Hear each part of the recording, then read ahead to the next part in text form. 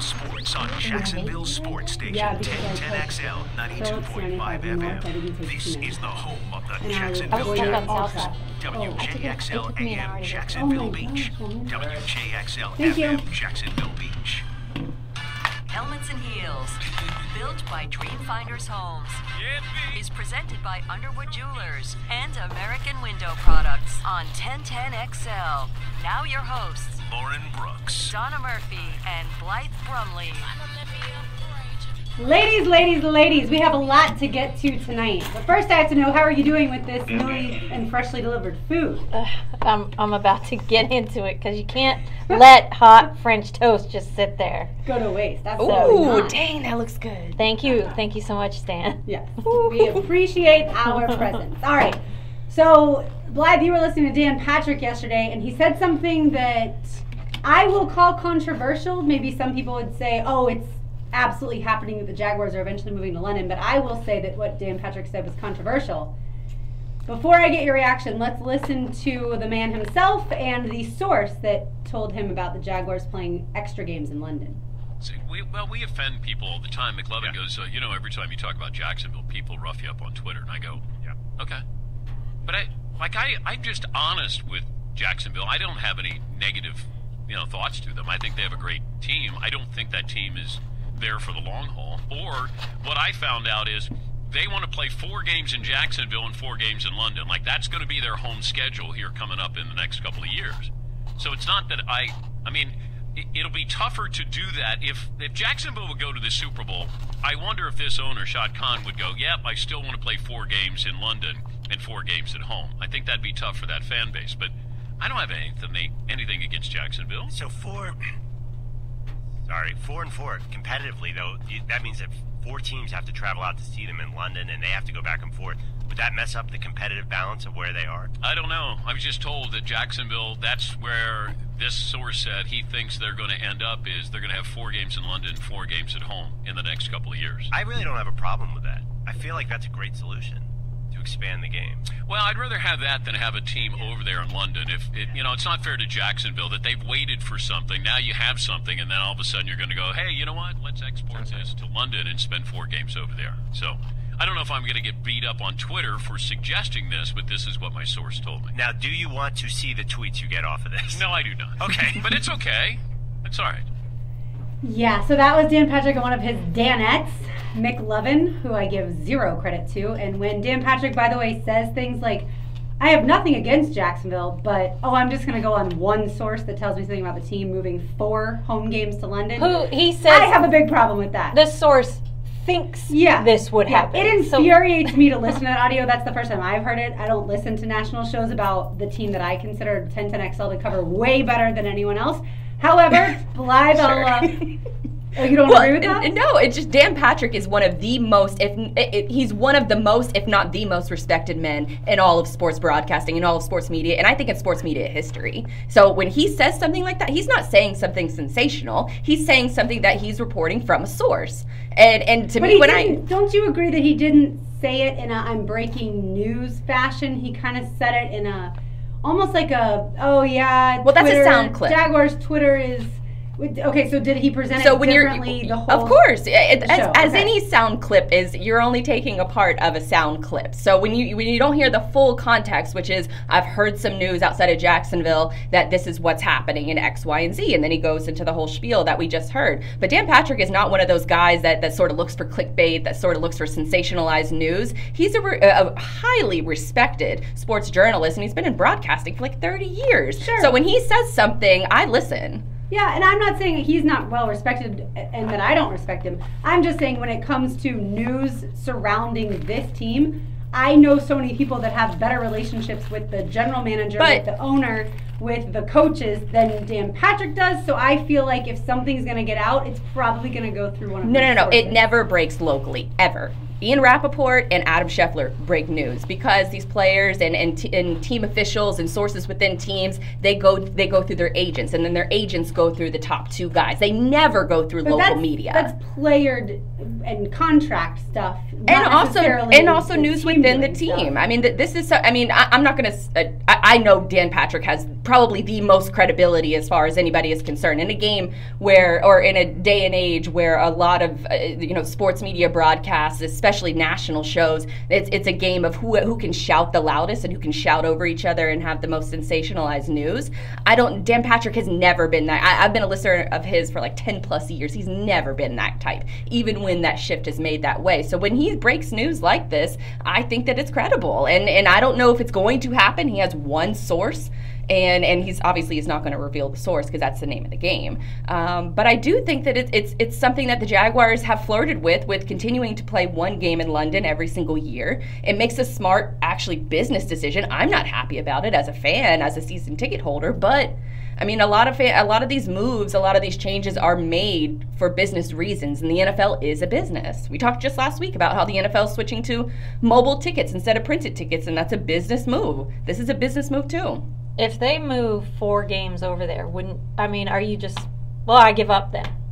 That's it. Just go ahead and move over there, and then give us another team here, because that's ridiculous. I don't know that I don't think one team could move over there and make it. I think it would have to be an entire division. But the Jaguars make significantly more playing in London. I know how much. Right. I know how much they make. Way less here than if they have the 4 games here, because season ticket holders are going to boycott. If there's 4 games moved over there, I would bet money that 50% of season ticket holders would no longer be season ticket holders in Jacksonville if half their games left, even though they're going to pay less. It's a game of supply and demand, though. If you have less supply and you're going to have more demand, like what we've seen last year, or the changeover, I guess, from last year and the ticket demand, it's all about supply and demand. If you have less games for fans to attend, I would imagine that the games here, if we only had 4 regular season games, would be sold out immediately. And see, I disagree, because I think fans are going to absolutely hate the fact that their team is really being taken away. And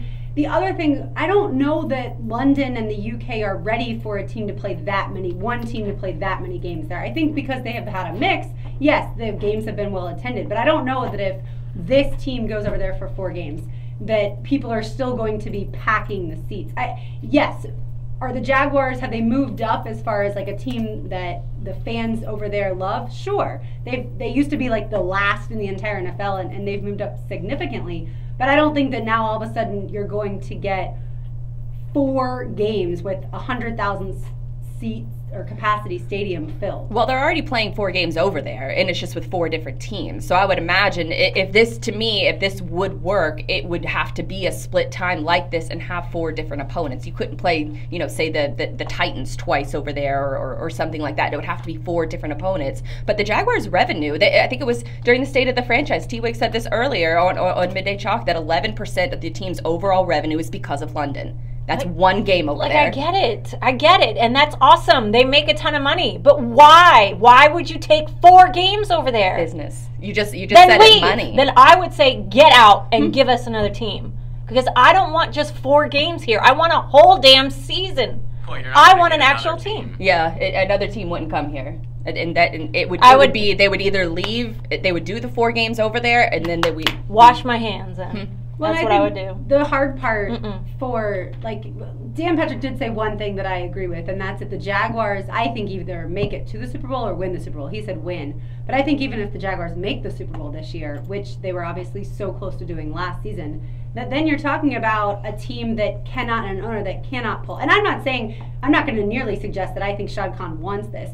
I think the fact that we saw this entire plan and layout of all these additions and increased revenue opportunities surrounding TIAA Bank Field, almost got that wrong, that he is incredibly committed. And I think that was an important thing too, because obviously the news of Shad Khan interested in buying Wembley Stadium and getting approved to buy that did make people a little bit concerned. But the fact that he's trying to build up so much of Jacksonville, I don't in any way, shape, or form think that this source is correct.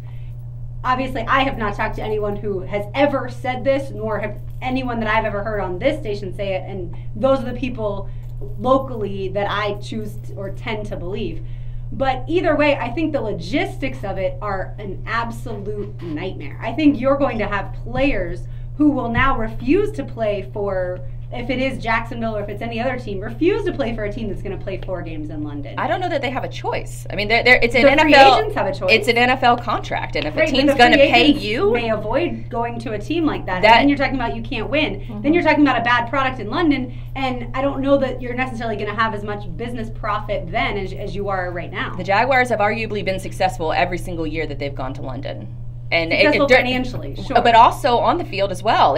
During the seasons when the Jaguars wouldn't win at all, that was the one game that you could bookmark and say, we win in London. 2 years, remember, it was god-awful play. The Jaguars lost to the Cowboys and the 49ers, and it was 2 of the worst losses the franchise had ever suffered. That's what I remember from the past few years, that has been a guaranteed win. The team performs better. Blake performs better. And I'm not advocating for this. I'm a season ticket holder. And I want all the games that I can get. But from a business perspective, it makes a lot of sense. Sayonara. That's it. That's all I can say. And I wouldn't pay attention. I wouldn't care. That's how I would be. That's how most people would feel.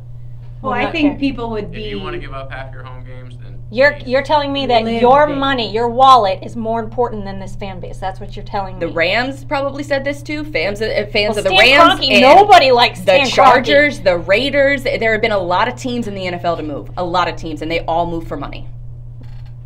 And they did move for money, but I don't know that, especially let's take... This is overseas, though. You're not moving from St. Louis to L.A. But the Chargers weren't huge. The Chargers weren't doing all that well in San Diego with attendance. But that's because they wanted to move for so long. They wanted to because they wouldn't agree to a stadium, and that's a whole different conversation. Our owner has put in money every single year into the stadium. And he's vehemently been very, very passionate about the city of Jacksonville and all of these plans around TIAA Bank Field. All of those are just proposals right now. They haven't confirmed anything. They haven't started breaking ground on anything. And I think that those things around the stadium have to happen, or else businessmen will make business decisions. All right, Tony Romo predicted that the Jaguars would play the Packers in the Super Bowl. We are going to give you our predictions. That is coming up next. You're listening to Helmets and Heels, built by Dreamfinders Homes on 92.5 FM. If you want to hear the All-Star Game, that's over on 1010 AM. Step into the arena. You got it. On the field.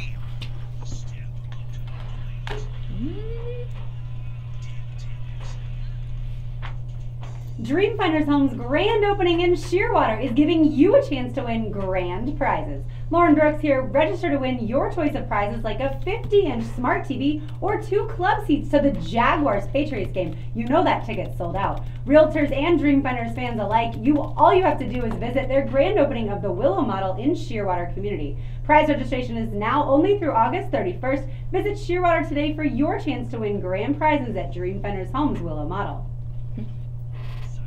Thank you. Thank you. And that is and then the other one's a 60. Oh yeah, 8 o'clock.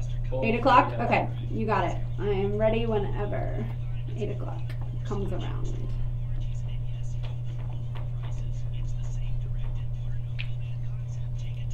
I feel everybody's running double duty today. Yep. That is correct. The last weekend, or second to last week in July. Have you seen everybody's taking their vacation? Have y'all seen the email of our new studio? Well, I got to go to the building. I tour last week and it was like just a fucking room. Yeah. And that's what I was trying to prepare Dan and Jeff. I was like, oh yeah. It's real small. It's cozy. It's gonna be real cozy. Yeah, I just told everybody, well, we're in a closet, so you're ready to rock and roll. Yeah. I mean, honestly, it looks more legit. Yeah, it'll be totally fine. I was gonna say, with Dan and Jeff, you need to be more upfront and more devastatingly honest than try to hide it, because when they see it, they'll be like, "What?" Right. Well, and be like, "You honestly, are working in a shoebox." If you're Dan, he doesn't even, that's not his station, so he doesn't. Right. That's not. His jam. So that's it. His jam. Alex says he's in a weird situation on this. I bet he is. When you build up a fan base over there and continue to promote to that fan base. That's great. What about your fan base that's been here? I don't know why everyone's so shocked that people are talking about this, but he bought Wembley Stadium. I know. But that makes so much more money for his Premier League team because they now are in the Premier League. No, By that same... the Premier League team doesn't play there. It has nothing to do with that. But doesn't he make I money thought off they can anything now. that They goes? played at Craven Cottage, but now he can. Yeah, they're and not moving from Craven Cottage. But he'll that's make their stadium. Doesn't have a fan base that can bring people No. like. But he'll make money off anything that goes He to will. Wembley. Yeah, like the Jaguars. Right. Well, yeah. Concerts. So that I was like, all right. Well, that's smart. I mean, I know people don't want to hear it, but that's the reality. It's tough to hear, but I mean, I'm the only one here that's a season ticket holder. I don't want this to happen, but we just talked last week. It's a business. They need to win now. They need to win now, and they need to pack the fucking rafters. You know, like. And the city council needs to get off their ass and approve those proposals and make it lucrative for a billionaire owner to stay in your city. Yeah, because I'll enjoy my job while I have it. Yeah, exactly. If they're winning and it's packed every week, like he's not gonna move them. You know? It could be also a form of leverage. Terrible PR. Oh, it could be leverage too. I think the Jags are in one of the oldest NFL stadiums. I know it doesn't seem like that because it's not an old stadium, but. And they do make continuous upgrades to the stadium. I mean, I've been in other stadiums and not nearly as nice as Jacksonville's. The so-called Gator Bowl is wicked old. The Jaguars and the Bills have the two oldest stadiums. Yeah. Yeah, the Bills. But how often do the Bills actually make upgrades to their stadium? Probably never. Every time there's a game, they gotta fix it. Yeah, they have to do renovations.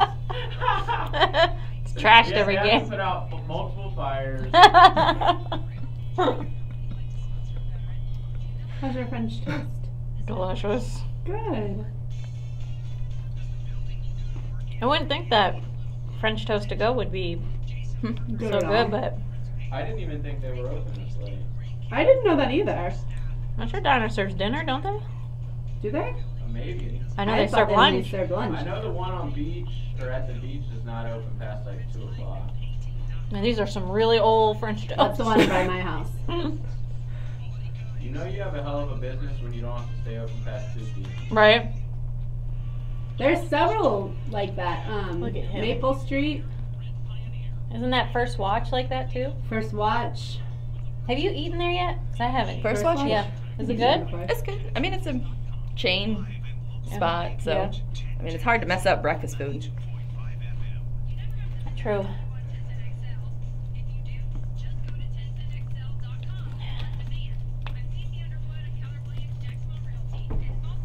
I think Jaguar fans are just so used to being so defensive for so long that it's tough. One thing and just Right. yep. No, but I think if you're going to be defensive about anything, this is something where What's next? it's not black and white. Black. Are we doing Super Bowl? Super Bowl predictions? Oh, Super Bowl. Because we didn't get there. Welcome back to Helmets and Heels, built by Dreamfinders Homes. I think we've all calmed down talking about the Jags and London. It's an emotional topic. It is heated. Per But the we usual. have delicious food here during the break, so we all calm down and we're happy now. Let's move on to some Tony Romo. We did hear that he predicted the Jaguars would be in the Super Bowl along with the Packers this upcoming season. What do you think? Do you think that's a possibility? Do you think it's outlandish? What? I think the Jaguars will be in the Super Bowl this year, and I thought that before Tony Romo predicted it, just based off of last season and the free agent and draft acquisitions that the team made. To me, looking especially at the draft acquisitions, when you pick guys that may not play this year, that means that your team is really, really good. And across the board, these rookies may not get much playing time. Taven Bryan will get in there, absolutely some, but you hope as little as possible because that means everybody else in front of him on the depth chart is healthy. So I do think the Jaguars will be in the Super Bowl. I predict that Donna's Patriots are going to take a step back, and the Jaguars will play host to a team in the AFC Championship, but it's not the Patriots this year. As far as the NFC goes, I'm going to go with the Saints, mainly because they have an excellent quarterback, and they have some young guys in Alvin Kamara, the running back, and Marshawn Lattimore, the defensive back, that I think are going to propel them this year. I think they were close last year, and then I think it's Jaguars v. Saints. the Patriots and the Steelers both have the best odds as far as right now, according to Vegas, of reaching the Super Bowl. The Patriots have the 5-1 odds, and then the Steelers have the 7-1 odds. But I think that Patriots team is aging, and I don't know that they can put together. I mean, I say that I feel like we say this every year, but it's been the Patriots or the Steelers in the last like 10 AFC Championship games, or they've also represented the AFC in the Super Bowl too. So it's tough to pick against those two teams. I would make a strong case that the Jaguars are definitely going to go to the Super Bowl, and I think that it's going to take this year to take that next step, and then possibly next year. I think that they have a 2-year window as far as this team, the way it's constructed, is concerned. But outside of that, I don't know that I see the Packers. I mean, Aaron Rodgers is obviously Aaron Rodgers, but I think you got to get the edge back to the Eagles or possibly the Vikings. Both of those teams have a significantly better defense than the Packers, and the rest of their squad is really secured up, and I think I think it's going to have to go through the Super Bowl champs in order for the NFC. Any other NFC champ is going to go to the Super Bowl. They're going to have to take that road through the Eagles. So you say a rematch of the game that we played in London this year, the Sunday after Florida, Georgia, Jaguars, Eagles. Yes. All right. I think that picking the Jags going to the Super Bowl is not crazy at all. I don't think it was. I think it's more shocking when someone nationally says it, because you know how good the team is. You know how they can be. But we love the positive, no one else, but not the negative. And nationwide, no one loves Blake Bortles. And I think Jaguars fans have dealt with their share of negative when it comes to lots of different things. Right now, a lot of people are saying the Jaguars don't have great wide receivers because they let both Allen Robinson and Allen Hurns walk. But obviously, Blake Bortles has received his fair share of criticism. And I think Jaguars fans just kind of right now are sitting back going, well, we saw that he played pretty well last year, certainly in December and in the postseason, but you guys can wait and see. Yeah, I think he can prove you wrong. I think for the Jags, the AFC side isn't nearly as competitive and as packed as the NFC. The NFC is going to be a crapshoot. I mean, you can look and scoff at the Rams and the Niners if you want to. Nobody nationally is. No. In power rankings, the Rams and the Niners are up there in all of them. Raiders, too. The Raiders have the same odds as the Rams and the Texans. No, actually, the Texans have one of the best odds. They have better odds than the Jaguars at 18-1. Jaguars are 20-1. And a lot of them have to deal with, it all really has to center around the quarterback for many of the AFC teams, especially all of the AFC South. Because if Deshaun Watson gets hurt, I mean, it's such a small sample size. He made such an impact in such a few amount of games, but it's a really, really small sample size, and the best ability is availability, and so he has to quarterback that team for the full season and the playoffs. Right, and like you mentioned with the Raiders, pretty good odds, but if Carr looks anything like he did last year, as opposed to the year before when he was a stud, it all depends. The NFC is going to be it's going to be a lot of fun. Donna? I wouldn't scoff at the Jags going. I'm putting you in the corner. Who you got in the NFC? It's appropriate by now. I kind of want to say the Niners. Put baby in a corner. I kind of want to. I want to say the Niners. I think it would be so much fun to see the Jags and the Niners. What? So, is that more shocking? A little Garoppolo yes, that's crush. Shocking. Well, if Brady can't make it, have Jimmy G make it. Can we do that one? Is that why? Is it all about Jimmy G? Well, considering that he won the games that he started for them, when I don't know why they didn't start him sooner. That was a little awkward. They traded him. They didn't have him on the team. No, they traded and then didn't start him. I think it was only for like 1 or 2 weeks. They kept him on the bench for a while because they wanted him to learn the system, which I think was smart actually now looking back because he was so successful. Yeah, but you lost all those games where he could have started. Yeah, but they knew their season was over to begin with. But they might have had a shot. What did they win? 6 in a row with Jimmy G? So they had already had 10 games passed. So I don't think that would have been anything. I don't know. TJ, who you got in the tough, Super Bowl? Man. I haven't even thought about it. I'm definitely not going to give a pick in July. This is called Sports Talk Radio, and we are in July, in the doldrums of the NFL season. So we have to come up with something. I have more confidence of who's not going. Okay. That's I like that angle. Who's not going? There's going to be 3 teams in the AFC East that will not be attending. I can say I feel like all of the AFC North will not go. I don't think Baltimore, Bengals, Browns, or Steelers. I don't see any of them going. I think the Steelers would definitely be there. I think that's what's great about the NFL is there's probably less teams that you can say, like, who's not going to go. Right. There's actual parity. Right. Versus, like, the NBA, where you already know who's going to be in the finals. Right. But well, you say that, but at the same time, the Steelers and the Patriots are basically in the AFC Championship game every single year. For, like, the past They have decade. parity, but they really don't. I would still say probably the Steelers if I had to, or the Patriots. It's sad. hard. Risky pick. Boring. Yeah, it is boring. The NFC, I think, is a little bit more spread out. And it absolutely is, especially with the fact that the Vikings were in the Final Four last year, and then the Vikings got Kirk Cousins, and it's going to be an interesting season for them, certainly. I think, yes, is it way too early to pick them? Sure, but at the same time, watching a handful of preseason games isn't going to help you either, because you're not going to learn anything. At least Jaguars coaches, I feel like, and fans didn't learn anything last year from the preseason. It was terrible, Unless and then all of a sudden, important guy tears week one an was great. ACL, Sure. there's really nothing you can get from the preseason. Right. Yeah, that's a very good point. All right, let's get to the World Cup, where Yeah, Blythe.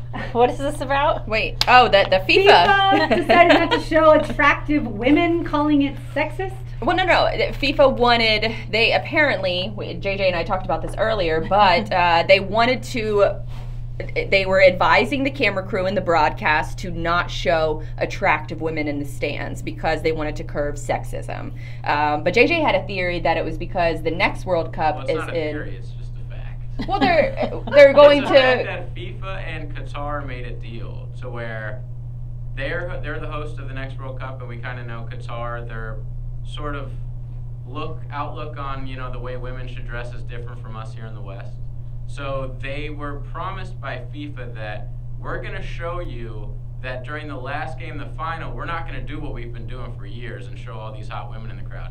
We're going to just show kids and families and basically a test to say, you can trust us with the World Cup next year, or in 4 years, whatever it is. But it was only for the final game and not for the rest of the broadcast. And so that's, I think, where a lot of fans were pointing it out, is that there's a lot of attractive women in the stands, and the cameraman usually seems to focus on just those women. So instead, they're not going to be, they didn't show attractive women in the stands. And instead, I kind of think that it's almost like if you're a woman and you know that this happened and they did show you on television, like you're almost insulted.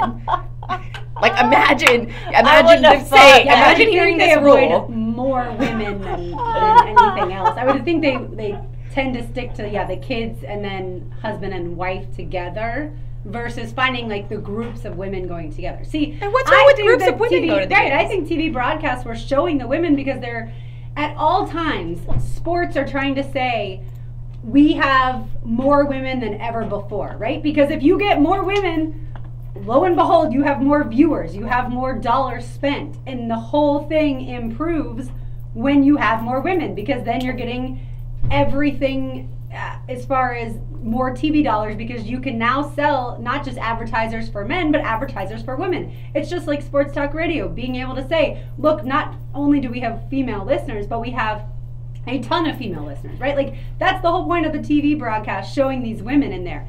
And they're choosing to show the attractive women because every single person who watches TV knows that the most attractive people are the ones on TV normally. So I think there is no issue whatsoever with them showing the attractive women.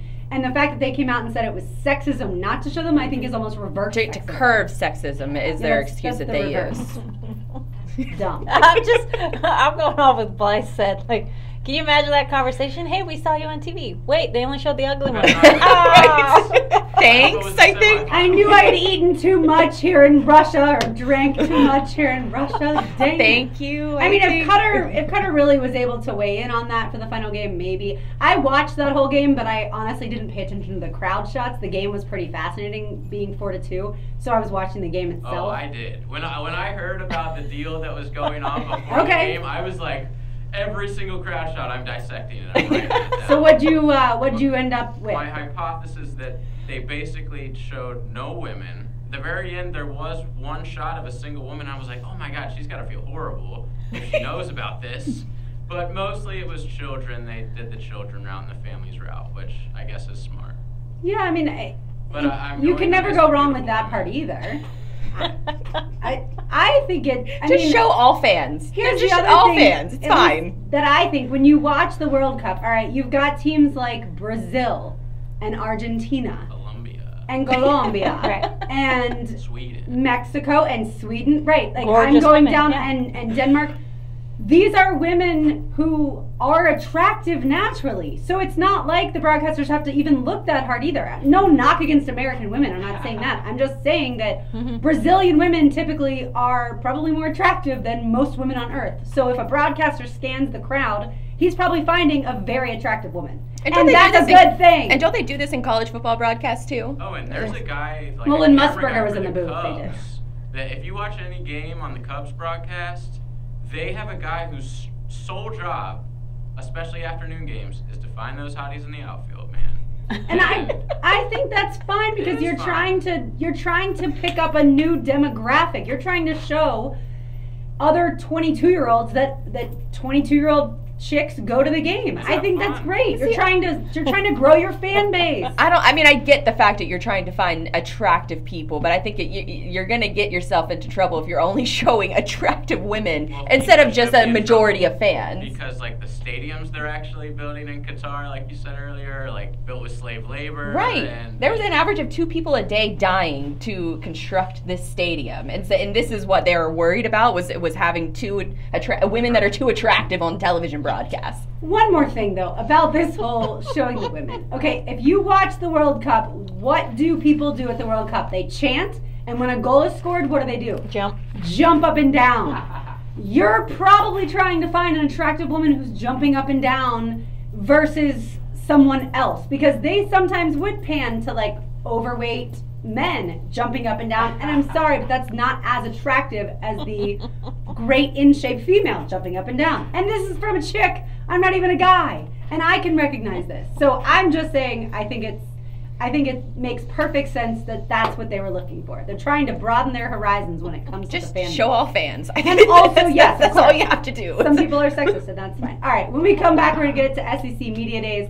That is coming up next. You're listening to Helmets and Heels, built by Dreamfinders Homes on 92.5 FM. More Jaguars. That's so funny. I saw you on TV. Oh, You're the ugly one. I swear there was one single lady that they showed. Did you sit down with like a notebook? Yeah, it was like the 80th minute, and I almost spit my beer out. With like a magnifying glass. There she is. That lady's gonna be pissed. What are we watching right now? What? I don't know, but is the All-Star Game not on ESPN? Or is it not on? It's on Fox. Oh, Okay, so balls. that's why. My bad. Sorry to make you get up. Sorry. We're watching Cornhole. How is that even on ESPN? That's how you know there's a big sporting event on when ESPN shows stuff like that. Because they just give up. It's July. What are they gonna do? Compete with the All-Star Game, so let's show Cornhole. Sorry. No. You don't want to come back with Mullen? Dan Mullen? Kirby Smart? Oh, Jimbo? Dan Mullen will work, and then we're gonna first get into Blythe's question about why SEC Media Days exist, and then we'll get it to Florida, Alabama, and Georgia after that. Alright. Hey, there he is. Now there's a stud. Big Coffee is awesome. Him and A-Rod. That's hilarious, man. Excuse me. If you need to use the restroom, for right now, use that one because they put acid on this toilet right now. Okay. Oh, damn. Thank you. Thank you. Just in case. Thank you. Don't want my ass burning. Or the baby smelling those fumes. Uh-huh. Or you're gonna be on acid. Huh? Any of those would be a bad thing. Mm-hmm.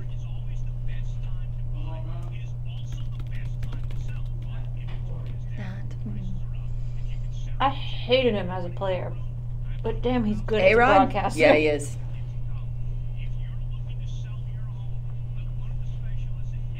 And I thought he was with MLB Network still. So does he work on both MLB Network and Fox, or just Fox now? I don't know. It's a good question. I don't know. Maybe that's just where he started out. No, he started with ESPN and then moved to MLB. I mean, I know he does Sunday night baseball. Who, A-Rod? Yeah. Yeah. Yeah, he does Sunday night. So damn, he does Fox too? How's that allowed? Well, ESPN was showing the pregame, so it must be a. Although ESPN and Fox don't work together. Right. So you would think that they would tell him not to do that. No. He doesn't age. No, he doesn't. How is That's that? his girlfriend. No? Jennifer Lopez. J-Lo, yeah. Dude. Oh, no, I'm talking about Frank Thomas. Oh. I'm like, Frank Thomas ain't dating no J-Lo. Yeah, J-Lo looks amazing. Yeah, she's like 50. Yeah, She's older than I don't know if it's true or not. I heard once that she had her hip bones shaved so that her hips wouldn't be as wide as they were. This was like I didn't know that was late 90s. I didn't know it was possible Or remember either. what they said about Marilyn Manson? I don't When you know. were a kid, you never heard that rumor? Yeah, What well, did he do? He but took that's his kind of the headphones same. out so he could suck his own. Right, kind of the Oh same my thing about. gosh, no, Yeah. I never heard that. How did you never hear that? Oh, was like Catholic- before the internet. It was. Oh, yeah. How Catholic does school. everyone know this? Catholic school. That's how I did not hear that. And it's so fake. Yeah, there's no like- way. Which is why I've never actually believed the hip bones story. That was I mean, what about the Dolly But it Parton? seems plausible. Which one's hers? It was known that she took a couple of her ribs out. Oh, that was Dolly Parton, To do what? Make sure her boobs probably. look even bigger, probably. I don't know, because she's so tiny to make her. Yeah, when it comes Torso to like women less? doing cosmetic surgeries, nothing's surprising. Except for When that. all the ass stuff came out a few years ago with like Nicki Minaj, I was like, didn't even know that was possible. I didn't know that was possible I would either. never mess with my butt. I'm like, asses just start becoming popular, and now they're getting to go out and get fake ones. I'm like, Right. let the girls with the booties ride this train for a minute, just a minute, The natural. right? Did you see the model that came out breastfeeding? Oh, on the runway. Mhm. Oh, She walked down the runway breastfeeding. so brave. Oh, poor baby. All those lights I feel like that's stupid. and crowd. You can breastfeed without shoving it in everybody's face. I feel like. I don't. Do that. There is nothing sexy about this, okay? If you think there's something It's sexy like- about this, I don't want to know who you are. There was a movie once where Drew Barrymore was in it, and they had a lot of sex when she was pregnant. I can never remember the name of the movie. It's like the only movie I've ever seen with a pregnant woman having sex in the movie. And I really don't want to feel like Googling that, but if anybody thinks of it. I just. Who did you say it was? Drew Barrymore. Alright, we're back. All right, thank you. I just laugh. I'm like, yes, it's magical, but no, it's not sexy. Everything that comes up on Google is real life stuff about her divorce. Ooh. I love that. You know, I love the expectations. I have extremely high expectations for the program. That is why I wanted to come back. I embrace all of those expectations. So the pressure that comes with it, with being at the University of Florida, I didn't know that walking in the door, and that's the pressure I wanted. So I don't know if the burnout factor is a huge deal. You're listening to Helmets and Heels, built by Dreamfinders Homes Presented by Underwood Jewelers and American Window Products. on 1010XL 92.5 FM. Those are the comments of head coach Dan Mullen of the Florida Gators. His, I guess, most recent time at SEC Media Days under that title, but he was just at SEC Media Days the last few years as the head coach of Mississippi State. So certainly he's used to the hullabaloo that is SEC Media Days, although it's normally in Hoover, Alabama. Much easier access this year in Atlanta, and that's why you saw over 1,000 media credentialed. Which leads me to the question, Vlad, that you came up with. You saw a tweet that basically said there's not really news broken at any of these media days, so what is the point of media days, right? Yeah, I essentially think that it's something that a media member goes to see and be seen. And it's sort of the game that you have to play when you work in media and broadcasting. And I just don't, in the day and age of social media where we know all of these storylines already, what's even the point? Well, I would say, so I got to go last year, and I will say the players have the college football players have the biggest smiles on their faces. They love getting to talk to media about their upcoming seasons and the careers that they've had thus far. They get to dress up. And I do think, even more importantly than them enjoying it, It is great for their future careers. If any of them are going to go on to play in the NFL, then they're getting used to this interview session, this format where there's a lot of media and you get asked a lot of questions really quickly and you have to think on your feet. And then also, even in any other career, they get used to the professional setting and kind of the fast-paced setting that is media days. That's as far as the player perspective. It also gives the coaches a platform to discuss things where... that we already know.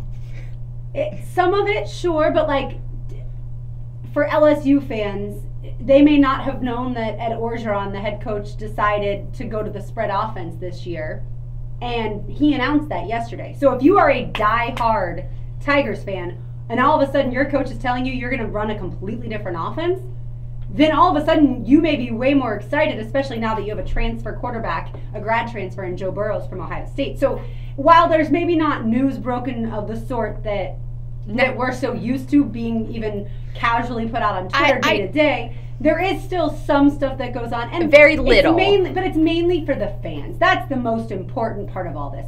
The fans are in this drought for a few months. They have the spring game, which they get jacked up about.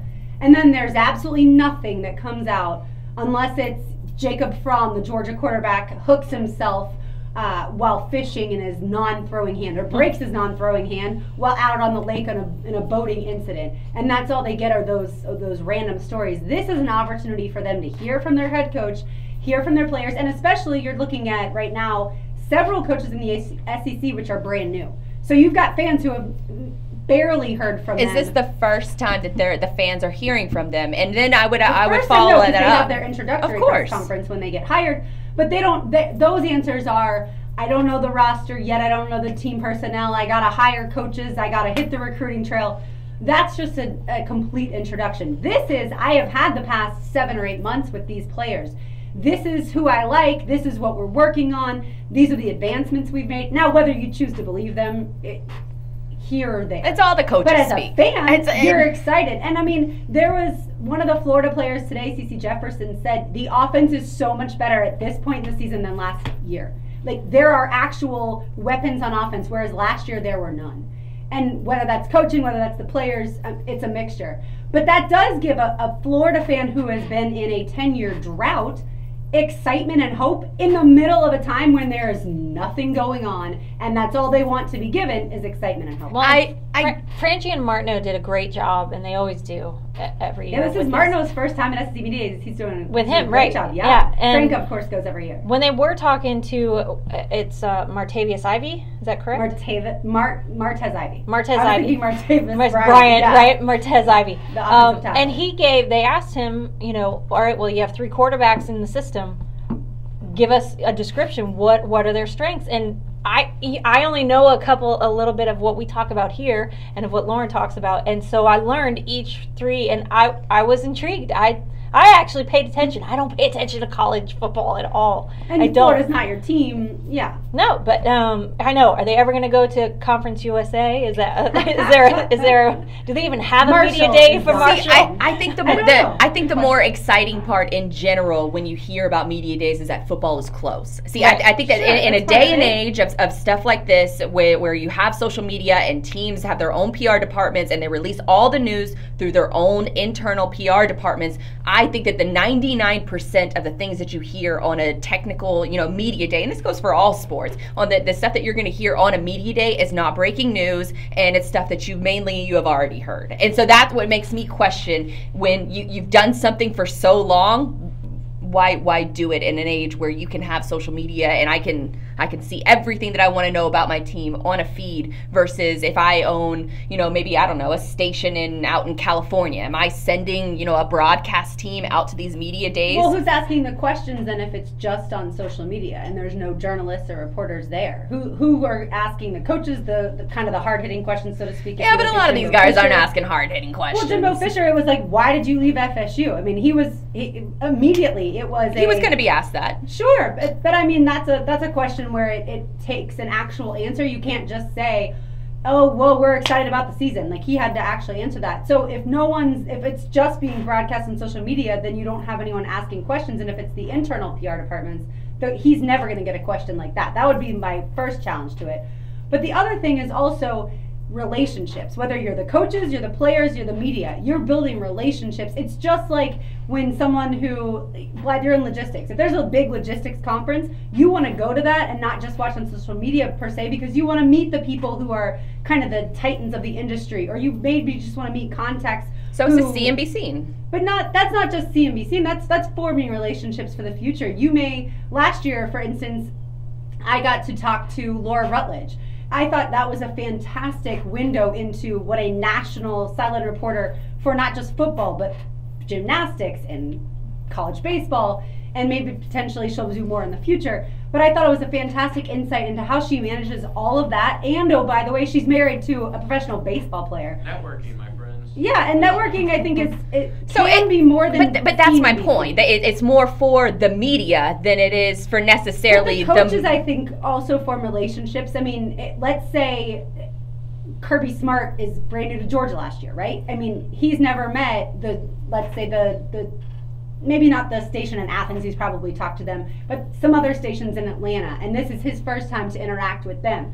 Well, that's a great thing, because anytime Kirby Smart wants to put out information through the media, now he's got relationships outside of just Athens. And I yes, it's not necessarily, like I said, breaking news, but it is, I think, valuable tidbits of information. I mean, I just think it's a valid question that this college football writer asked, is why in the day and age of social media do we need to have media days anymore? I mean, you're just asking for college, right? Like, right. You wouldn't look at this as Radio Row for Super Bowl week. No, I think even Radio Row is different, because it's not a media day. It's not going. It's not like a Jaguars state of the franchise where you know you're going to get a ton of information that wouldn't necessarily come out in a it might come out in a press release after the fact, but you're going there and you know you're going to get information that you haven't heard anywhere else. Media days, you know 99% of the stories already.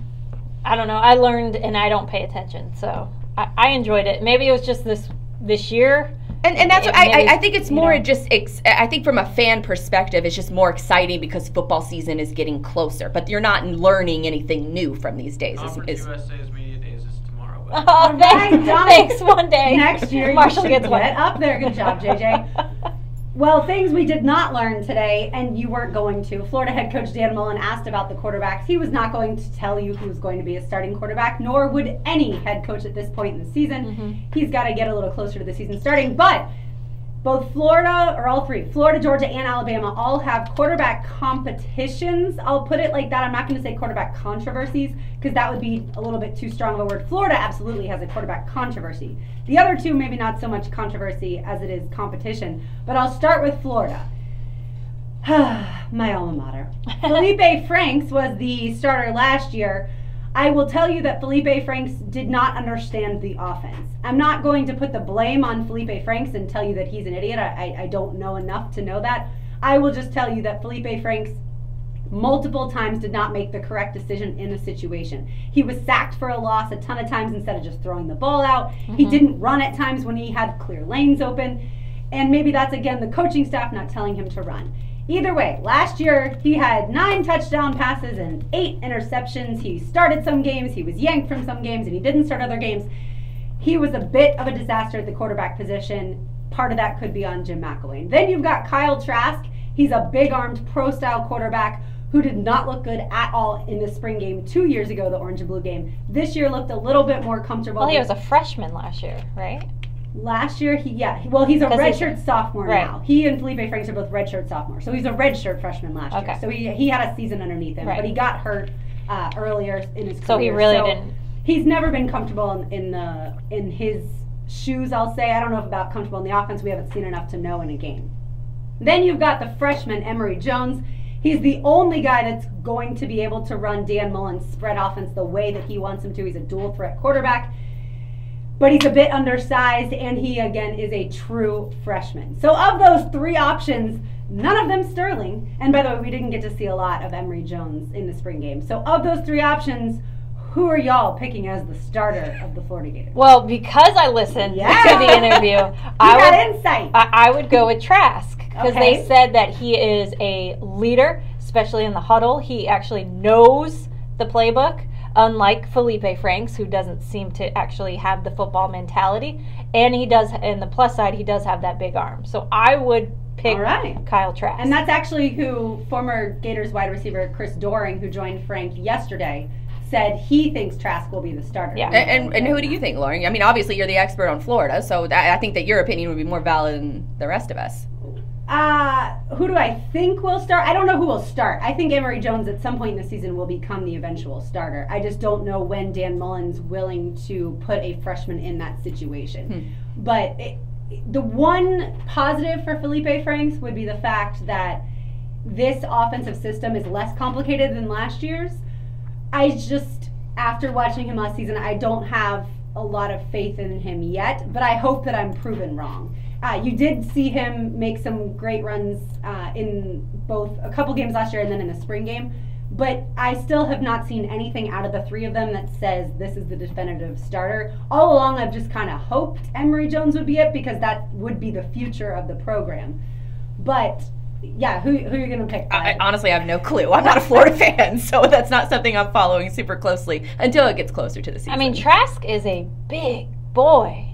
Yeah, 6'4", 225? Yeah. That's Bortles size. That's a big dude. Bortles is 6'5", well, he used to be 240. He's probably like 230 now. But yeah, very. I mean, he looks more like, in his photo at least, he looks more like a lineman.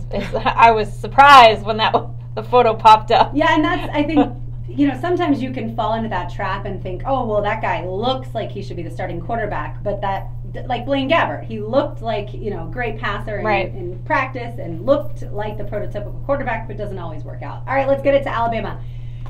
If you guys watched the national championship game, then you know this storyline. Jalen Hurts, excellent running quarterback, not such a great passing quarterback, but excellent at protecting the football, got Alabama to the national championship game, played the first half. Alabama was not playing all that well.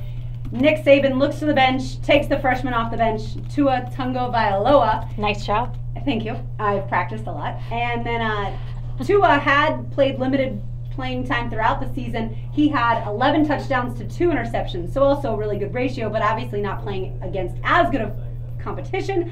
However, Tua says, no problem, coach, I'll get you the title. And Tua wins the football game for Alabama over Georgia last year. So, who are you going to pick for the starting quarterback for Alabama? Man, they're spoiled, aren't they? Oh, it's ridiculous. It is over it. It's almost like, and I have to say, I guess, the Ohio State when they had all three quarterbacks. So you can just say Ohio State. I don't mind. If you okay. Well, I feel bad. I feel like I'll get stones thrown at me. I don't think it's blasphemy whatsoever.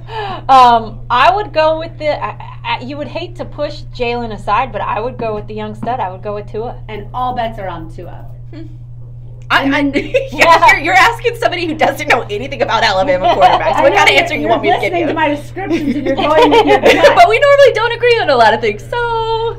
All right, and I'm not giving you my opinion. I'm just giving you the layout of the land. All right, and then Georgia, Jake Fromm came in last season to replace Jacob Eason, the 5-star stud who everyone thought was going to be a first-round draft pick. Eason gets hurt in the first quarter of the first game that Georgia plays. Fromm comes in, and I actually had kind of predicted this last year. I watched the Georgia spring game, and in the second half, Fromm started the entire second half, and he was electric. And they kept saying how the coaches had been raving about how smart of a quarterback he was, how immediately he came in and learned the entire playbook, and he was a great leader. So Fromm comes in, leads Georgia to said national championship game. Georgia's leading at halftime, but then, of course, Saban pulls in Tua. Georgia loses. And now you've got the quarterback competition because the 5-star quarterback Justin Fields, who won the MVP at the Elite 11 quarterback camp, again, another spoiled college, Donna, he looked way better than Fromm in the spring game. Not that spring games should matter that much, but Fields now is going to push Fromm a little bit. Who are you going to start, the freshman or the seasoned sophomore? Well, are we guaranteed that Fromm is going to be healed? It was a non-throwing hand, but he's already been throwing the Why football. don't they just wait until they start practicing? How smart are they? Because they've been practicing. And so the coaches have made their starting decisions? No, you'll never know until days before the game who's actually going to start. Are these practices open to the public? No. Open to the media? No. Then how on earth can we make these kind of decisions? That goes back to the original conversation of why media days. Because of that reason, media is not allowed at any of these. But if they can't see it with their own 2 eyes, then why should you believe somebody? That's why it's a complete guess on our part. Ridiculous. Man. You got to be able to see it with your own 2 eyes. Playing on the field, this hypothetical BS is just that. But BS. that's why watching the spring games is important, because then that's when you learn what the newcomers look like in comparison with the guys. So one game 6 months ago. That's what we're basing starters on now. Yes. Okay. We're basing as long as we're admitting these things. We're basing Bortles' season on 2 playoff games. That's what we're basing on. How he did for 2 playoff games is what you think he's going to do this upcoming season. Well, also we're also using media reports that have been at the practices and analyzing his play. So I would go with. I've seen Bortles with my 2 eyes. I would this year. You'd hate to throw the freshman in there, but as stud-worthy as he is and as accomplished all through high school as he was, how smart are you to get, injured hooking a line? I don't know. It's pretty easy to do if you're fishing, especially guys that fish a lot. I don't. Yeah, I think Fromm is absolutely the starter. But if he's not fully healed, even though it's not his throwing arm. Yeah, I think he's absolutely the starter. But I do wonder if Fields ends up pushing him if he doesn't play well, especially that early game against South Carolina in Columbia. Because Fromm can run a little, can't he? Fields would be the better runner. Would he? Sure. Okay. Yeah, absolutely. All right, when we come back, we're going to get it to a dose of Daly's Place with Ashlyn Sullivan, Jaguars.com digital reporter and host, and also give away tonight's Peterbrook Chocolate Heel. That's all next. Listen to Helmets and Heels, built by Dreamfinders Homes on 92.5 FM. It begins with a... So, this is what I want to see. I want to see if Machado gets traded during the game, that he changes his uniform, and he goes and plays for the National League. I was thinking if they traded him today before the game, would he still go out there in an Orioles hat? You're the Georgia fan, right? Isn't that funny? Fromm starts, right? Yes. Yeah. It's just a fun conversation point to have this guy pushing him. Of course, I walk in at the perfect time. You talking about the championship games. Oh, sorry. Appreciate that. Well, I wasn't digging the knife like I used to do with Jordan. It's okay. That's what we do with Georgia. We lose big games. Hashtag Georgia Sports. You here to shred? I already did it. Nice. That's your shredder. I did. They just Shredding papers? They just never took it. Really? Why do you have papers to shred? Because I was too lazy to enroll in paperless billing. Oh. Don't you know Marcel's sketchy life, man? Yeah. Sketchy life? So I occasionally have one paper to shred. Oh, no, I had like 3 years worth. Oh, I just take them and I was like, I don't want my address in the trash, and I just put it in the box in my third closet. Yeah. I was like, let me get these out of here. That's funny. There you go. Can I get Ashlyn's name or number? Number? Yeah, I'll give it to you. Hang on 1 second. May or may not have filled up that entire bag. I was going to take it and throw it away at my house, but the guy took it. So Oh, well, that was nice. I swapped it back for you though. Aw, you're so sweet. Did you see Musburger? Yeah. Raiders. Raiders.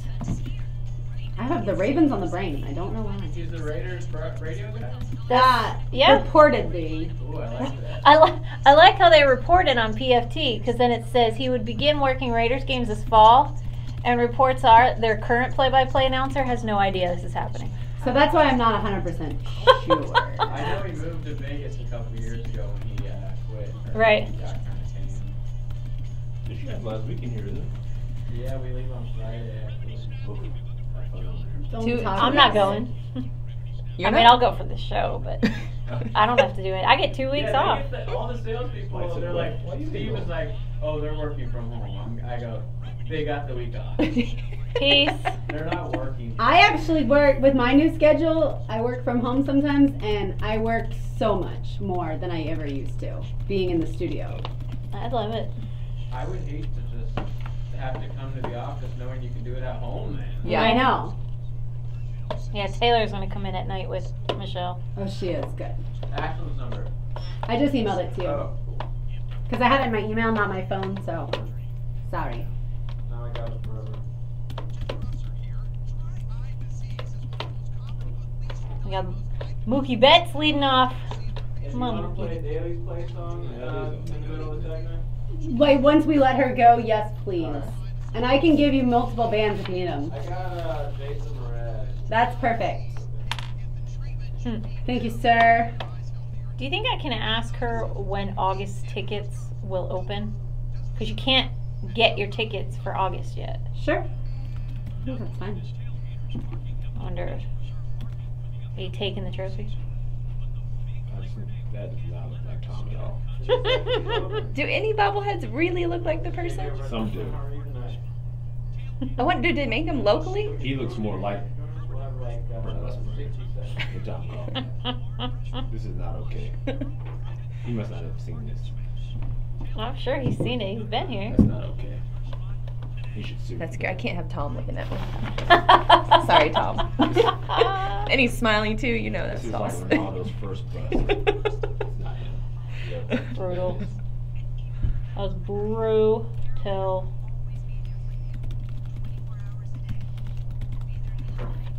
Ashlyn.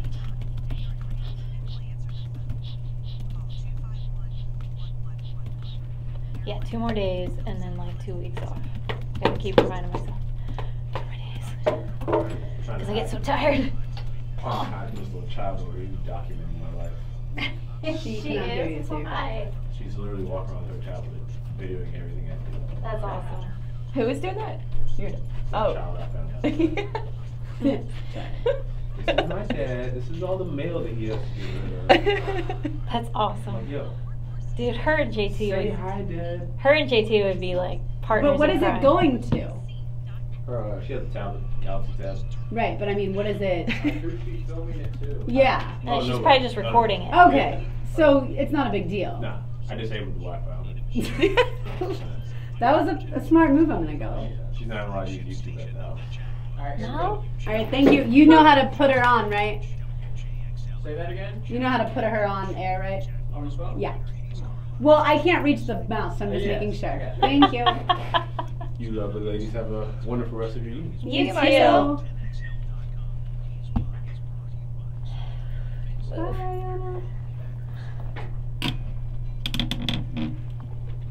Listening to Helmets and Heels, built by Dreamfinders Homes Presented by Underwood Jewelers and American Window Products. on 1010XL 92.5 FM.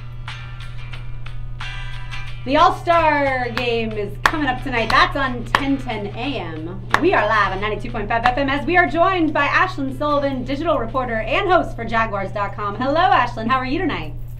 I'm doing well. How are you guys? We are fantastic. Thanks. Enjoying the final few weeks before football season gets here because much like you, life is completely different in the summer versus the fall. Yes, it's my first summer being on board, so I've gotten kind of used to the 9 to 5 normal schedule, and I've been told that it's quickly going to change. But that's okay because it's exciting time, busy time, so I'm ready for it. I'm ready for it to be. And the schedule actually changes tomorrow, right? Don't the rookies report tomorrow? They do, yes. So we won't actually kick into high gear until training camp actually starts, but there'll be more commotion, kind of figuring everything out tomorrow. So yeah, long days will happen tomorrow, but the real stuff doesn't start until obviously when training camp starts. Awesome, and it was great to see that now all Jaguars rookies have signed as Taven Bryan signed today. All right, let's get into a dose of Daly's Place. What do we have coming up this weekend? A little country and a little old school, right? Yes, we're getting back on track with the weekend shows this weekend. So on Thursday we'll have Rascal Flatts with Trent Harmon, and then on Sunday it's Chicago and REO Speedwagon. So they're working really hard to kind of fill up these weekends in the fall. So starting this weekend, they'll start getting going with that. Well, today is the 17th of July, so August is almost upon us. When do August tickets open up? August tickets will open up in the next few weeks. I think you can do a pre-sale pretty soon here. But yeah, they're working really hard on getting the shows before game days happening either Saturday or Friday night. So those you'll be able to buy tickets for in the next week. You guys have a couple upcoming announcements for country and reggae and rock acts. Can you tell us a little bit more about that? Yeah, so we will have a country concert announcement during the Rascal Flatts concert on Thursday, so that's a pretty exciting step that'll appeal to that crowd. And then probably early next week, either Monday or Tuesday, we'll announce the concert for opening weekend, which is something the Daily Trade marketing team has been working really, really hard on is getting that opening weekend jam-packed with concerts. So the last concert of that weekend will be announced early next week. And how are the tickets going? We know country's popular. Are there still tickets available for Rascal Flatts? And then what about the Leonard Skinner tickets? Yes, Rascal Flatts tickets are still available. I know they were just about a year ago, so there's still plenty of tickets available for Rascal Flatts. And then Leonard Skinner, Jason Aldean, and the Kid Rock concert on Labor Day weekend are doing incredibly well, like everyone expected. Over 31,000 tickets sold so far. And I know back in 2014 when the country Mega Fest or Superfest concert was happening, this is totally outpacing statewide what Leonard Skinner is doing. Oh, wow, that's surprising because those were certainly well attended both years that the Country Superfest was here. Are you expecting to add any more artists to that Leonard Skinner slate? They're adding more weekends during the day. Obviously, earlier on, I know they're trying to add more to try to make it a weekend feel. But I think big-wise, headliner-wise, it's set. But you can look to see more time slots being available. All right, perfect. Well, when we talk to you next week, training camp will be 2 days away. So we'll be very close. I know, and they're going to have so many storylines. I can't wait. Can't wait, yes. Ready to talk about the Jaguars again, that's for sure. All right, thanks so much for joining us tonight, Ashlyn.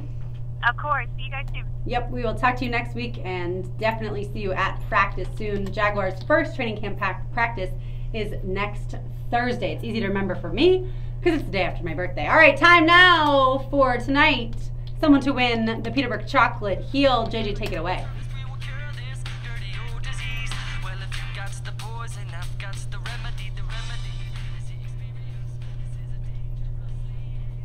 This was like my middle school jam.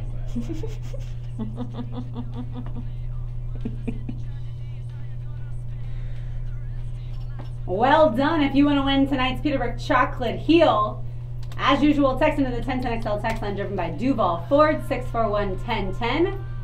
And you, if you are the first person to guess either the name of the song or the name of the artist, you will win tonight's Peterbrook Chocolate Heel. Now, Donna, when we're out of the building for a couple weeks, are people going to be clamoring for those Peterbrook Chocolate Heels in the interim? If they are, you're going to have to wait until we return.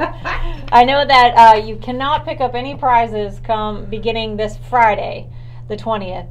And the date, kind of to be determined. We have a must-be back in the station at a date, but it could be earlier. So we will be in charge of calling all the winners, let them know when they're able to get back here. Yeah, so don't freak out. It's just a couple weeks, but just want to give people a heads up.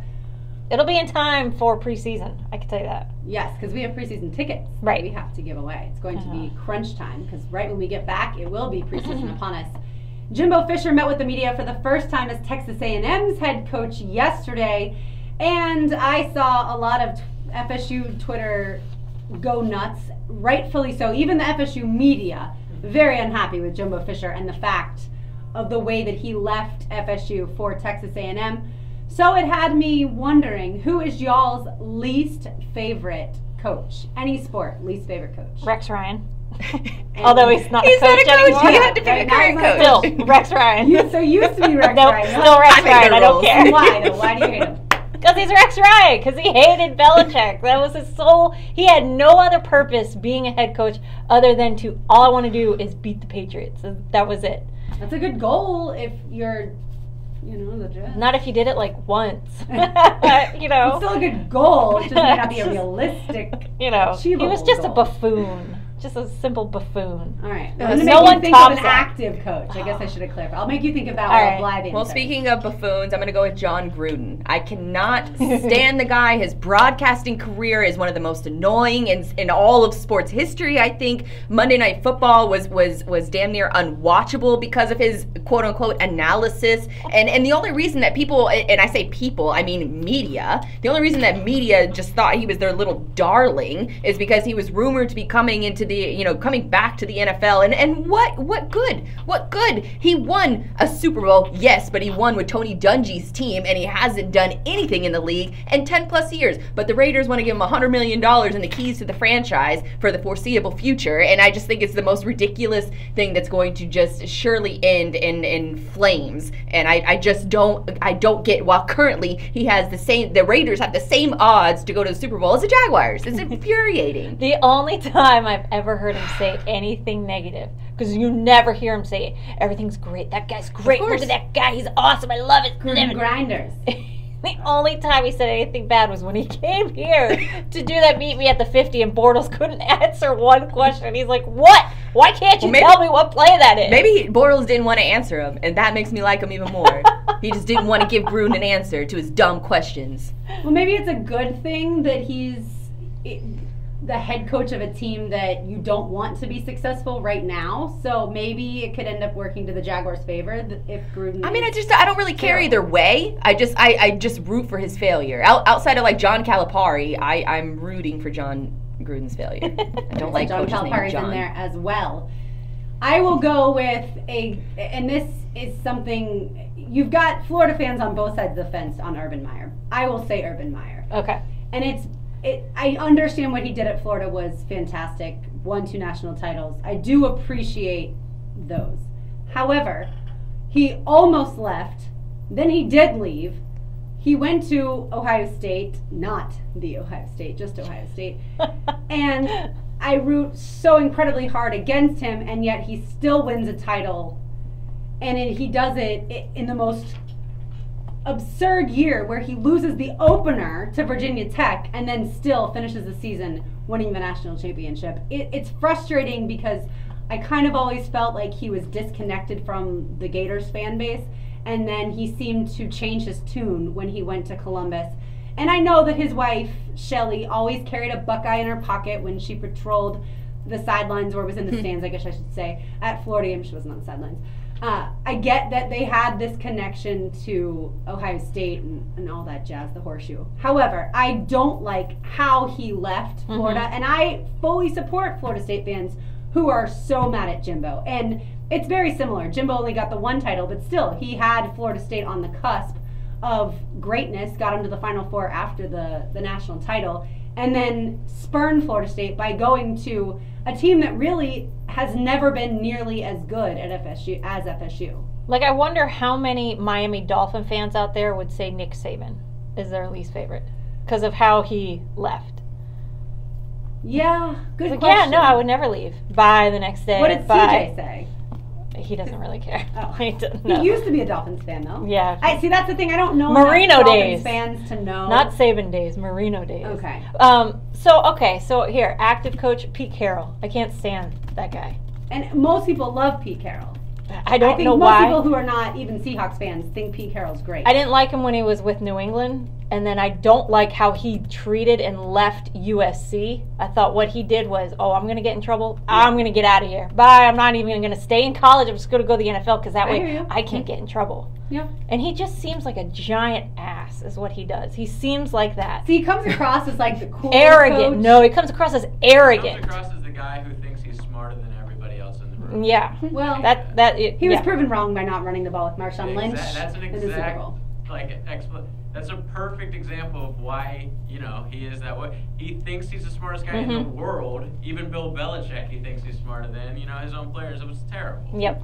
Yeah, So my mom always has thought Pete Carroll was super cute, so I guess I've always had a soft spot for him. But I'll start to pay more attention and see if I can turn to your so side. much arrogance. I almost said Buck Showalter just because I don't know. I don't know how he go baseball. Yeah, I don't know how he still has a managerial position, but whatever. When we come back, we're going to get it to Sports Talk Radio and the Home Run Derby. That is next. You listen to Helmets and Heels, built by Dreamfinders Homes on 92.5 FM. The 1010X. All right, you got your live spot here. Okay, thanks. And Buck Showalter's about to be fired. What am I doing? Oh, yeah, Bold City Health. For what? Got it. Baltimore Orioles, man, they're like the worst team ever. They're like almost 40 games out. Well, why is he about to get fired today? Or I'm just saying in general. Oh. Yeah. I thought you maybe read something. Lauren Brooks here for Bold City Health. I had a pinched nerve in my neck last week and I was absolutely miserable. I went to Bold City Health and I'm so glad I did. I got adjusted and within the hour the pain was gone and I was finally able to get some sleep that night. I never knew that my spine was out of alignment and that was causing the pain until I saw the x-rays. I learned that when my spine isn't aligned properly, I'm more likely to experience pain, illness, and weight gain. Nothing is more important than your health. So contact my friends at Bold City Health today at 379-4621. You'll be greeted by smiling faces, and both Dr. Aaron and Dr. April are amazing. They truly care about every patient from babies on up. For all the moms out there and everyone who works with kids, you'll love the Max Moms class this Saturday morning from 9 to 11 at Journey Church, where you'll learn about supportive nutrition and proper hormone development for your kids.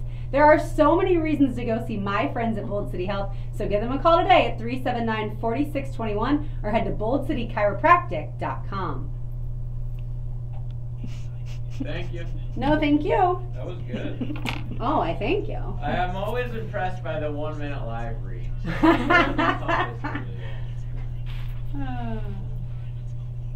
30 seconds you can kind of say nothing.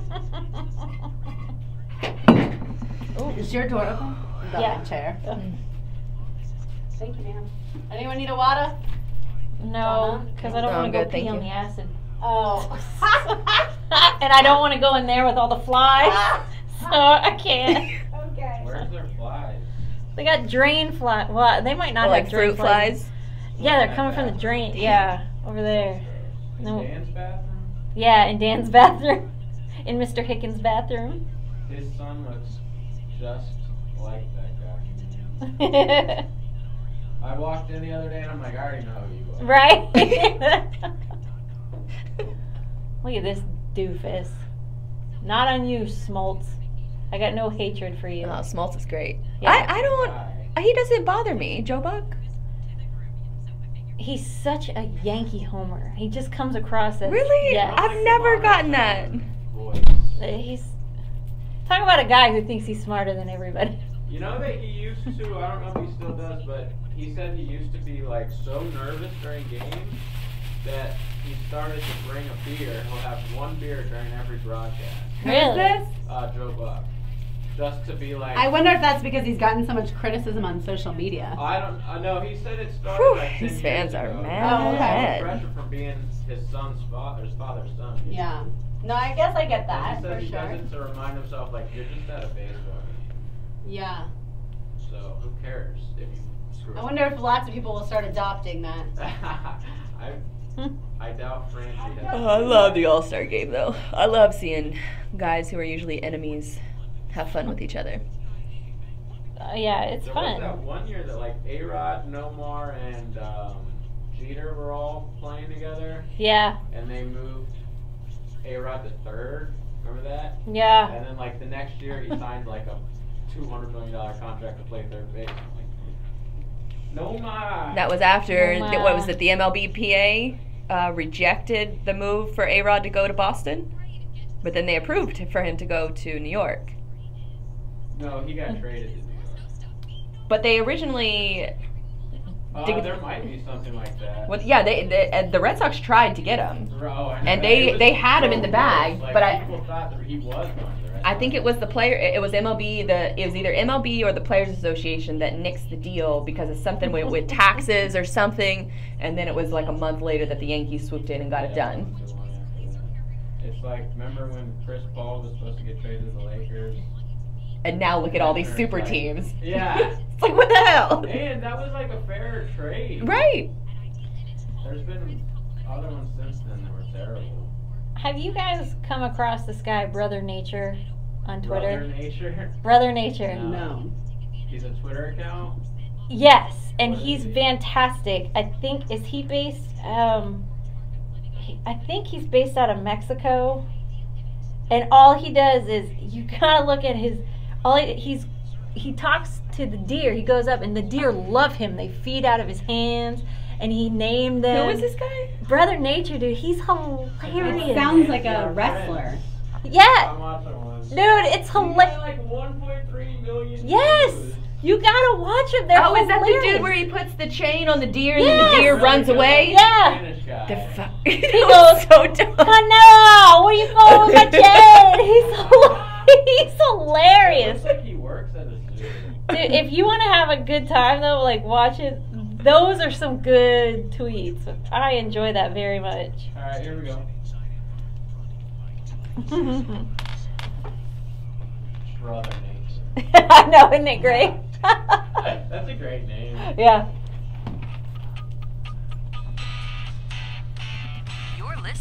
to Helmets and Heels, built by Dreamfinders Homes. Presented by Underwood Jewelers and American Window Products. On 1010XL, 92.5 FM. Welcome back to Helmets and Heels, built by Dreamfinders Homes. The All-Star Game is about to get underway, as you can hear that on the AM side. Because if you're listening to us, we're on the FM, so duh for that part. But last night, it was the Home Run Derby.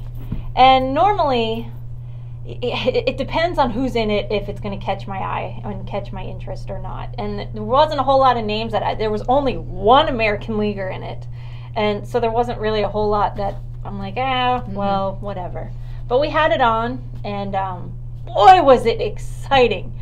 It was extremely fun. I love to watch. the new format, the bracket style format. And it's not technically new. I think it's the second year that they've done the bracket style format. I like that style. So did you watch it? I watched the highlights this morning. Okay. Did you catch it last night? Oh, absolutely. Yeah? Yeah. And what did you think? Oh, I loved every minute of it. Yeah? I thought it was exciting drama.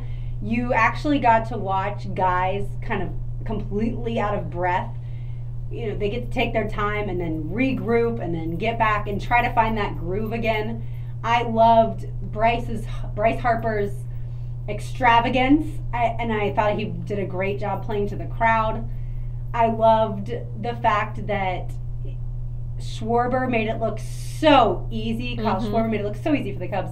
Yet Bryce Harper was, you can tell, thinking about every single thing, and his swing is so complicated. And they even said, I would never try and teach this swing to anybody else. Right. Because there's so much going on. But it was such a contrast of styles that I thought that was enjoyable to watch.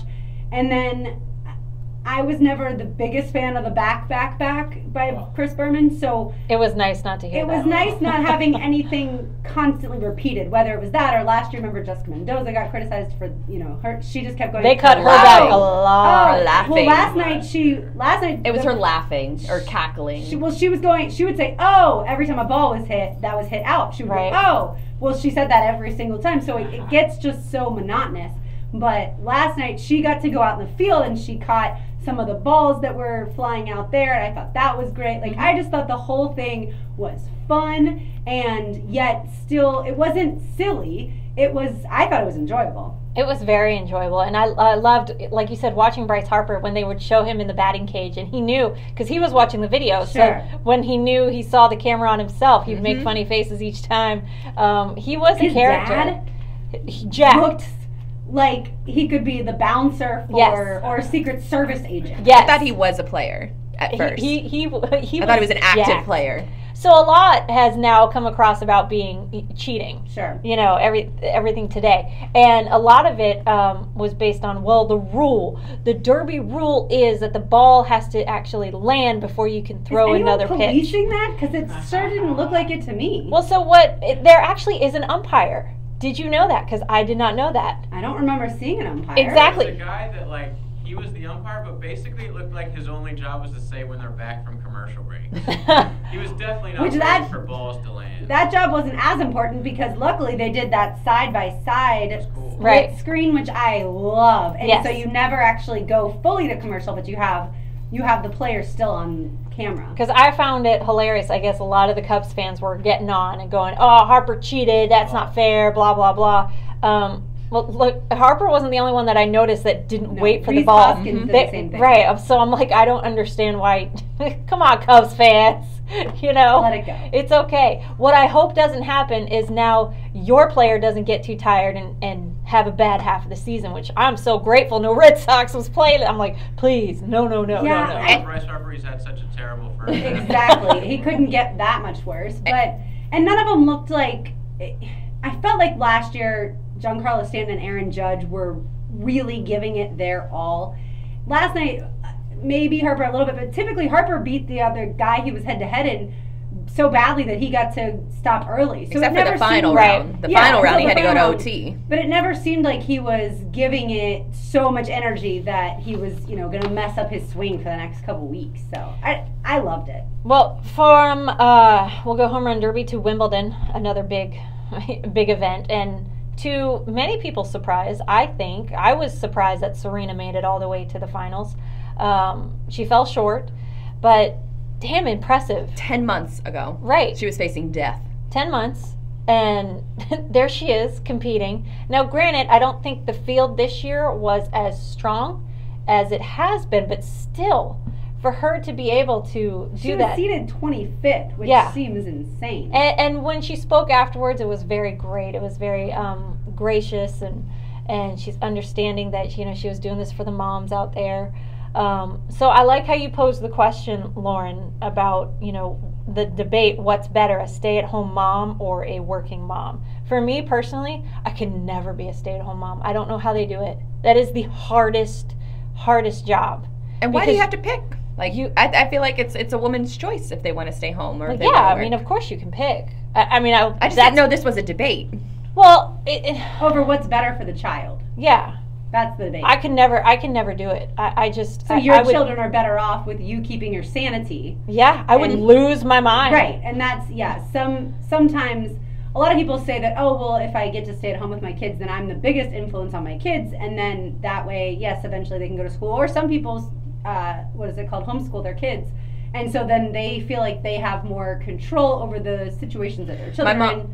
Yeah, my mom ran an at-home daycare, so we always had kids in the house. Anywhere from 6 to 10 kids not every day, but Monday through Friday. So she said over the years that the elementary school nearby where the kids would go to, that the teachers knew which kids she watched and which kids she didn't. Like, I couldn't do that. There's too much pressure, especially if you're a stay-at-home mom and you homeschool your kids. For me, everything's on you. If they turn out at all in the stupid realm, and that's not what would happen, but that's on you. But even because you did that, like being social with other children is very important to be able to go through those different emotions of sharing toys and sharing experiences and having discipline. It's all really, really important for kids to go through that. Well, I have friends who are stay-at-home moms, and I have friends who are working moms, and I don't think that any of them nowadays would get into this debate. This, I think, was more probably in the 80s and 90s when you were finally starting to see more and more women hit the workforce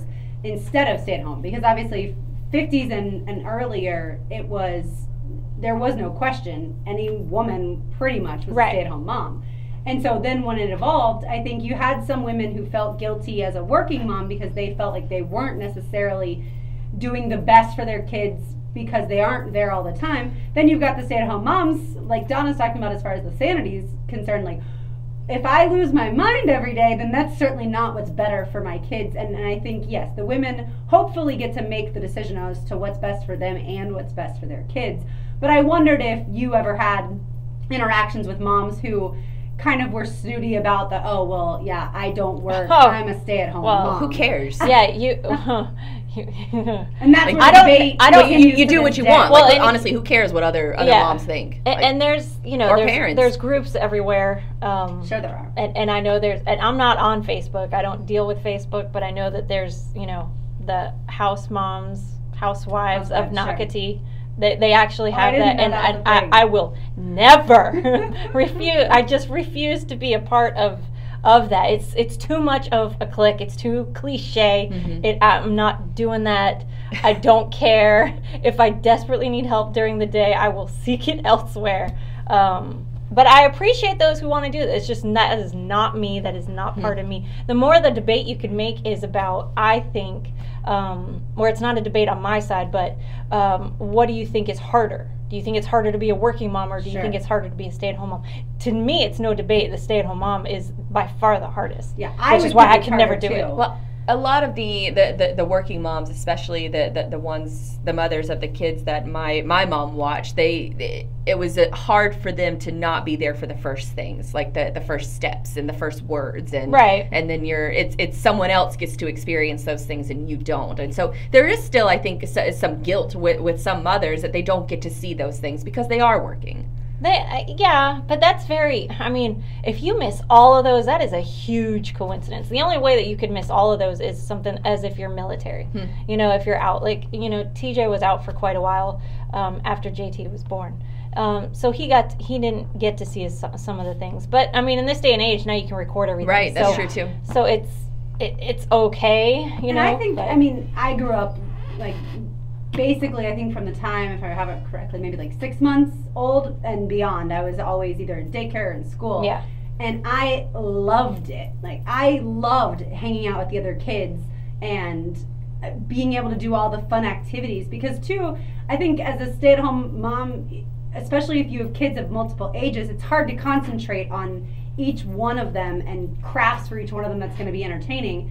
When they're in the daycare, then you've got specific teachers with the different age groups, and they all get to be focused on at one time. And so, at least that's my perspective growing up. My mom used to say that, like, I would actually be the opposite of the kids who cried going to daycare. You'd cry leaving. And I would cry leaving because I loved all my teachers so much. Not that I didn't love my parents, but it was like, oh, this is where my friends are. And, you know, when you there's get different home, toys there. Yeah, and when you get home, your parents are, you know, they got to make dinner and they got to do all the other stuff. So it's not nearly as much playtime, I think. And eventually you have to take a bath and go to bed, and that loved my mom having a stay-at-home daycare, because I can distinctly remember being about 5 years old before she opened it, that me and my brother would go to this daycare that was right down the street, and they wouldn't let us outside to play on the playground. It was I just remember the vibe being so bad that we would sit on, like, as soon as my mom would drop us off, we would sit on the bench and we wouldn't move. And then when my mom would pick us up, she would pick us up and we would be right sitting on the bench right where she left us. And she said it broke her heart so much that's why she started staying home. She said she didn't want to leave us there anymore. Yeah, good for her, man. You got to find certainly the balance of the right place for your kids, and I think that's one benefit of social media is you can kind of, you know, ask that question to people that you don't even know and get a gauge on, okay, do you like these teachers or the reviews that are online? So it's not just asking someone that you know, it's asking a whole plethora of people and getting a much better feel for different places. But I think in the end, as long as the person at the end of the week feels like they have everything somewhat under control, then they've made the right decision. Like, if you have your kids drawing on the walls and throwing macaroni, well, I'm just trying to think of the different things that could happen. If it's chalkboard paint, that's okay. If it's massive chaos at your house when you're a stay-at-home mom versus if you're working and it's massive chaos at work, like, at some point you just, hopefully you get to find the balance of what works best, like I said, for you and for your kids. Yeah, no, I could never do it. We just signed up summer for daycare, you know, because you got to sign up ahead of time. And it was, telling you the stress and the relief that came off my shoulders. I'm like, all right, she's got a place. Little dude's going to be in school. All right, everything's going to be set. It is ridiculous. I've always thought time must go by. Like, when I was a nanny, it wasn't so bad, but I remember kind of thinking, like, if I had been here since 6 a.m. when the kid woke up, because I got there like 9. But I remember thinking, if I was here from 6 a.m. until this child goes to bed at night, those hours have to tick by so slowly. Like, you have to stay so active in order for the day to go by quickly. At least that's how I think of it. But not a mom. Can't weigh in on that right now. I do have another topic that you suggested, Donna, that I want to get to either tonight or next week about sports talk radio. But when we come back, we're going to get it to the World Cup. You're listening to Helmets and Heels, built by Dreamfinders Homes on 92.5 FM. I can never do it. Like PK, you know? Yeah. That was our therapist for GT. No, they're about to get married in October, but they cannot wait to start a family. And so she's all about being like a stay-at-home. I'm like, you're going to be awesome because you stayed with JT for all that time. So, well, it's interesting. I find that my friends whose moms were stay-at-home moms, it's more likely, which your mom's probably in a little bit different of a situation because she was working and being a stay-at-home at the same time. So no, she worked and then she quit, so she could be. Well, right, but she ran a daycare. Right. Right. So there's certain limits too where you can only have so many. Like, she was in demand. Like, she was good at it. So I think that I honestly I think that I would do the same thing as her. Not run an at-home daycare, but I would run my business out of my home and take care of the kids at home. Yeah. Which I think that might be the most difficult, is to try and work from home with them. With kids at home. That's almost impossible. Even during like nap times, or? Well, that gives you an hour. You're gonna work an hour a day.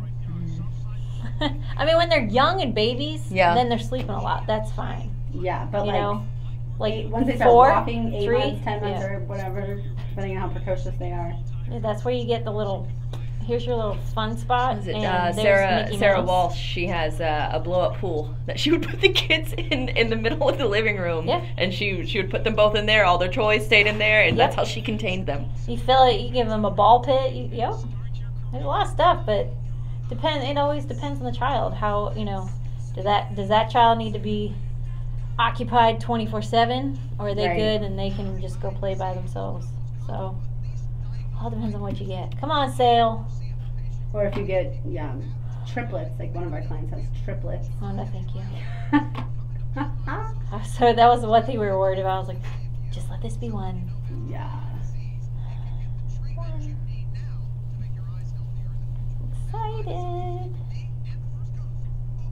I had a doctor's appointment yesterday afternoon. Oh, and how did it go? Did you get to see her? A little bit. She's very shy. Oh man. She's very, very shy. She kind of stays in the same spot. So I go back in 4 weeks. Okay. And then they'll keep monitoring. 4 weeks is a long time in between, right? Or has it been? Yeah. Weren't you just there like 2 weeks ago? Yeah. But I go, I was going to Rock, to the specialty clinic and NAS. So they would be on different cycles. Got and it. so they happen to end up close together. So now I'll be in 4 weeks. I go to both of them. Oh, at the same time. Okay, Mhm. gotcha. But so you have to go to both. The NAS doesn't go. Oh, okay. Well, you're going to Rock. yeah, because Rock gives more detail and they can look at more. They're the specialty clinic. Right. So if they see anything. So I thought NAS would be like, oh, if you're going to Rock, you don't have to come here. Oh no, I have to go to NAS. Okay. Yeah. Because of the military stuff. Sale gave up a pitch on it. Man, Sale, come on. It was the second year. Sale versus Scherzer. Have you seen Scherzer's? I'm sure you saw him last night. Scherzer's eyes. Yeah. So funny. He's excitable, man. Mhm. So was Verlander last night. Yeah. It was so much fun to watch It really was. them interact and stuff. Well, I couldn't believe how competitive it was. Yeah. Because especially with Harper, he looked so drained. You know what I noticed last night about Harper Huh. is he has no real friends in the majors. No one likes him. Yeah. When all the other guys take a break and stuff, Yeah. their friends from other teams or even from their own team. Oh, he had a little kick him up, right? Like really good friends. He had that Harper one took- guy that. Yeah, and he was like a teammate. Yeah, I don't even know who that Huh. guy is. It was like very obvious that Yeah. he's just. But like that a doesn't hard surprise ass. me because I feel like when teammates know, well, first of all, you haven't been playing that well, and then also when teammates You're know gonna leave. you're gonna leave, yeah, And he's always been like a hard ass. yeah. You know, like winning is everything guy. Which I would like that part as a teammate, but I don't know if I would like the not playing so well right now Yeah. If you while wanna be you're like so that- dedicated to the home run derby. Like, why aren't you No, doing he this in was games? bummed, too. He was so bummed. Yeah, that part would annoy me as a teammate. Thank you, that's a strike. I was cheering for Javi. Oh, I hate him. Well, just because he's local. Is he? He went to Arlington Country I Day. didn't know He was that. born in Puerto Rico, but he Yeah, went to I figured Arlington that. Country Day. So, sort of local, I guess you can say. Look how skinny Sale is, man. Right? Sticks. He is. Tub wig. Yeah, this chair is noisy. Don, I had a dream last night that one of my Things got stuck in earplugs your got ear? stuck in my ear again, and right now I don't know where one of them is, but that's fine. I have other ones. And Beef, oh, there it is. Beef yelled at me in my dream last night. Like, screamed at me. That's because they yell all the time in the morning. Don't I know it? Nasty.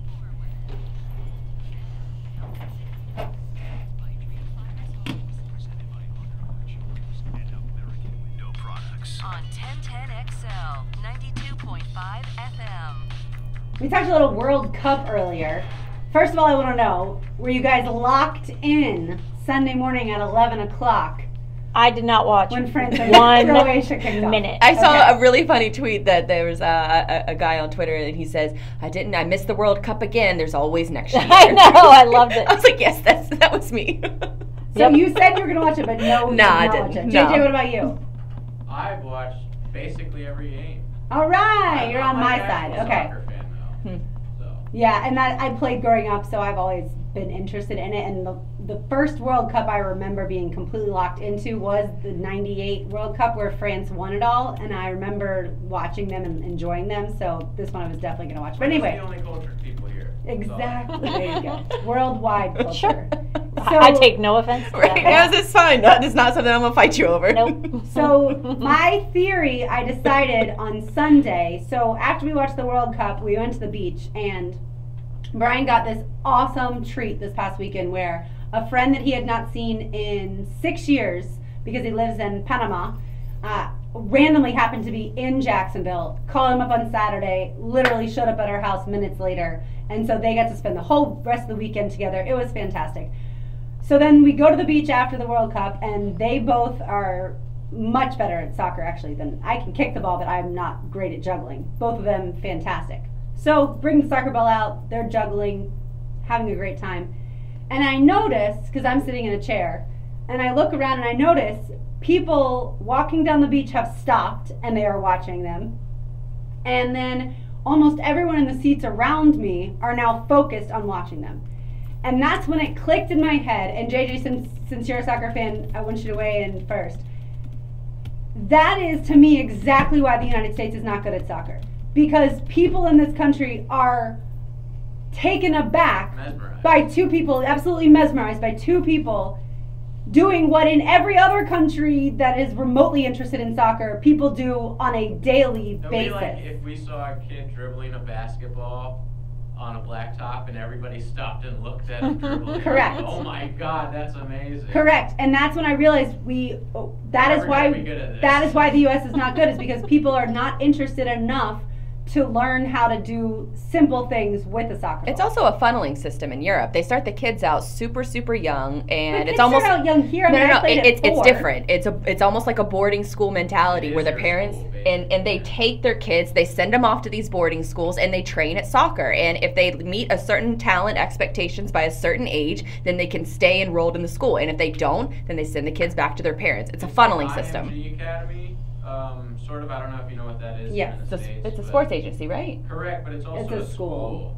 But like you go there and you have your classes and whatever, but the reason you're going there is to learn football Right. or basketball. It's college football, I mean, like in the States. Yeah, that certainly happens here in the U.S., but I mean, moreover than even kids and their parents like focusing on it, they just naturally grow up with a soccer ball at their feet, and it is just customary practice to be able to kick the ball and juggle from a very young age, or at least be very good at tactical things with soccer from a very young age. And the fact that that many people were blown away by this made me realize that that is how far the United States is, and I'm not sure how that gap closes unless the generation really our age and younger start to make this the primary goal. They'd have to do recruiting. Basketball, baseball. They'd have to recruit, just like over in Europe. The demographics of the United States are drastically changing. Sure. A lot more Spanish-speaking people coming to this country who love soccer. Football.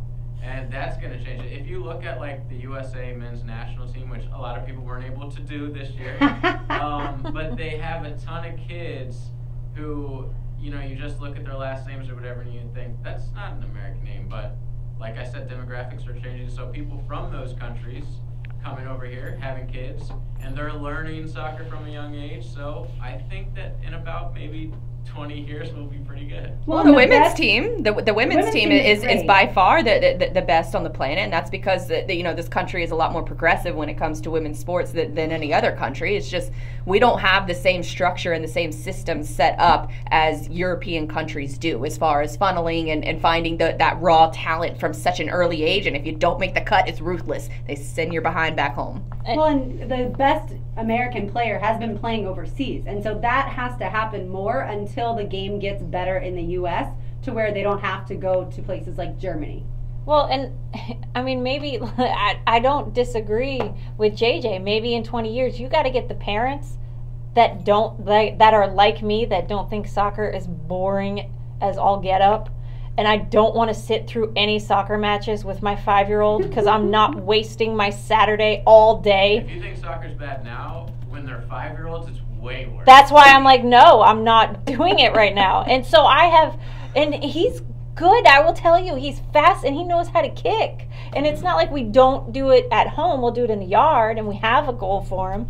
But good. That's progress. It's also economical to play soccer more than it is any other sport. Yeah. And that's and we talk about how, you know, maybe our top talent goes overseas. Well, every other sport, their top talent comes to the United States. Right. So for all of our other major sports. So it's just a shift in the athletic balance. That's all. Maybe this new generation that likes soccer will raise kids to enjoy soccer. Well, and it's funny unlike because me. if you think about the kids that typically play soccer, it's not inner city kids who can cheaply play that sport. You think, right? And that's part of the issue too. Is it's not, we haven't gotten the soccer ball into places where they are playing basketball, football, and even sometimes not even baseball yet. And certainly that's what Frank's trying to do with walk-off charities, is get baseball certainly into more communities than it has been before around here. And I think someone could take up that soccer charge and try and do that too, to try and spread that game. But it's going to take also people with high level knowledge of the game as their coaches. And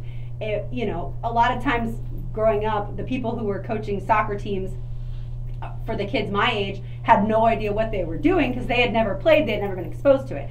I got lucky because my dad grew up in South America for the first 14 years of his life, so he had been exposed to it, so he was able to help us. But it's going to take, yes, a while before that gets infiltrated. All right, sports talk radio. Is there an issue with sports talk radio? Should there be less sports talk in sports talk radio, or is that kind of a crazy question? So I found this article from WEEI, and from all people who wrote the article, it was the damn overnight person that got in trouble for saying one bad thing about Brady's Tom versus time, yes, who got suspended. And so I didn't notice it until after I read through it. I saw the name, and I'm like, oh man, because I actually like the article. And he just made the point of, look, we saw the biggest jump in our, social media when we weren't talking about just sports. If we just randomly ask Twitter questions of, who do you think should be on the show next or something. Water cooler topics, probably. Yeah, just they said casting couch, and they didn't have anything attached to it, so I don't know what, I don't know if it was over the top, because when you hear casting couch, I think of Harvey Weinstein, and it makes me a little iffy. Sure. So no, so I'm not too sure what it was that they were talking about, but I love when we have random topics. I like, like when we do our rundowns, I don't go just on CBS Sports, or Pro Football Talk to find our topics. I always go on an MSN and the CNN, just because there'll always be some random little story that'll catch your eye and be like, oh, that's interesting. Yeah, I keep an Evernote notebook specifically for stories that I think will be a good thing to pitch in the future. And it's not just, I check Twitter trending news, I check all kinds of social media trending news, because chances are if a lot of people are talking about it on social media, then a lot of people will be interested in hearing a different perspective. Yeah, I think it's fun. I think sports radio is a blast, but especially when you have times like it is this week, where although the All-Star game is going on right now, there's really nothing going on. And yes, we know we have the Open this weekend, so you do have your random, big events that go on, but it's a dead time, especially for us here in Jacksonville, because once it becomes football season, then sports talk radio really pumps up. I heard that there's two different seasons. There's football season and waiting for football season. Exactly. So I think it's great.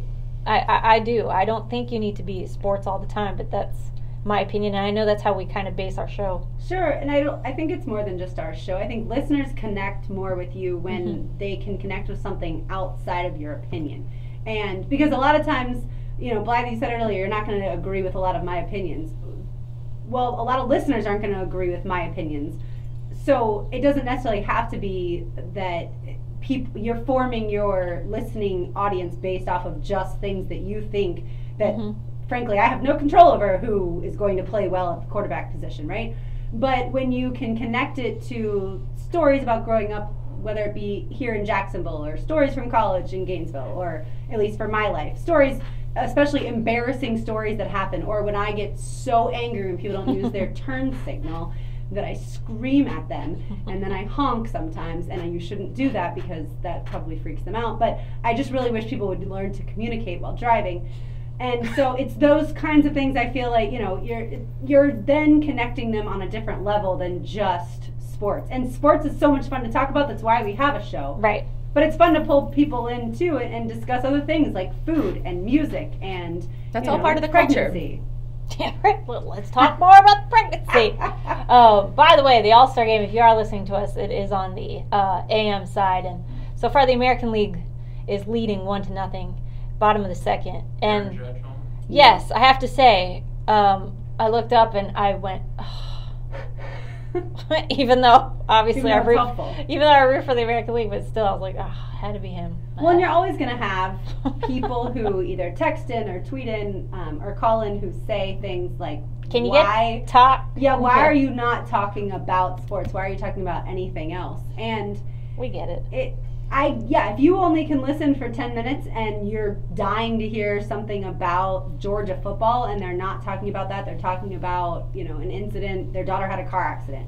Well, then I get how you might be annoyed for that moment and want to express that you want more sports. I totally understand that. But I think overall, for the most part, I guess I could be wrong, but when I used to listen to 1010XL long before I worked here, the stories that I remember are the funny, personal stories. I'm never going to remember who had an opinion on which guy should be the left tackle unless it was a crazy opinion, right?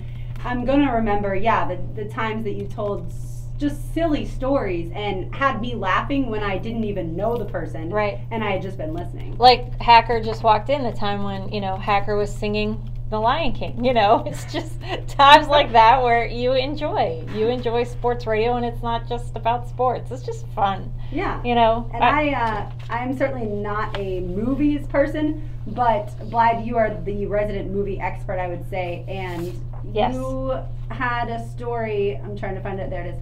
China's first $100 million budget film, and then you'll have to tell me how it's pronounced. Ashura. Ashura. It's a sci-fi sort of fantasy flick that it was supposed to be China's first really breakthrough into the movie scene. They had a $100 million budget for it, and it had a disastrous opening weekend, opening only, I think, $7.5 million is what it made the first weekend. So they pulled the movie from the theaters because they want to make changes to it, they want to make edits to it, and then re-release it. That's sad, man. It's really sad.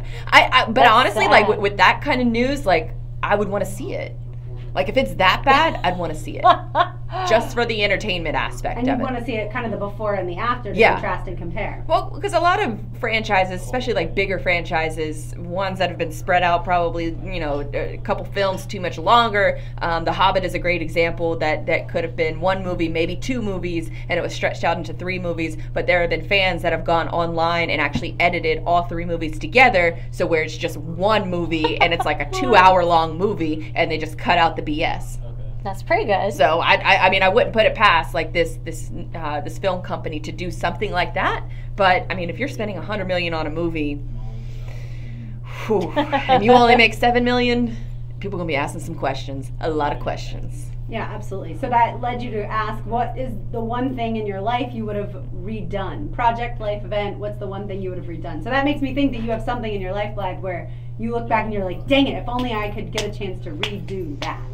I'm kind of the opinion that everything happens for a reason. Yeah. So I would think that I wouldn't want to redo anything, such as like a big event, like even I pose like a different event or even like a wedding or something like that. Like maybe you wanted to do a couple little things differently, but I'm a firm believer in that everything happens for a reason and that you just accept it and just sort of roll with the punches kind of person. I mean, if there's something that I learned from, even though it was disastrous and a mistake, then I wouldn't have redone it. There's nothing I learned from with the wedding, with my wedding, that I probably would have, I'll just, like my parents, they're like, we should have just gave you money to go elope. Yeah, I agree. You should have. So I'm all for it. Summer, she's getting here, just take money and go elope. We'll throw a party when you get back. We're not doing all this.